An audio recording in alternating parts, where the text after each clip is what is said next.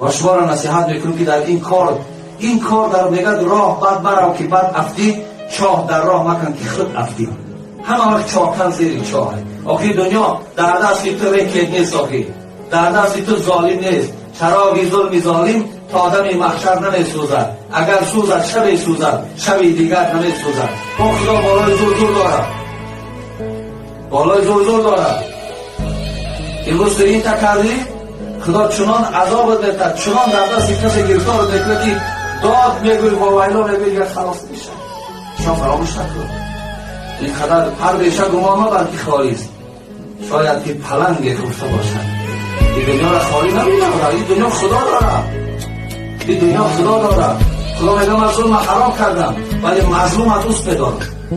همین دعای آدم بیچاره ناتوان بی کسی غریبه که در دست بعضی از فاشیست‌های گویا من که فاشیست گویا غلط نمی‌کنه که زیر اما اگر قرار گرفته باشه هم تا دست دراز کنه و سوی خدا زاره کنه، خدا میگه بین همین مظلوم و بین من پرده نیست، دعاش قبول بکنید.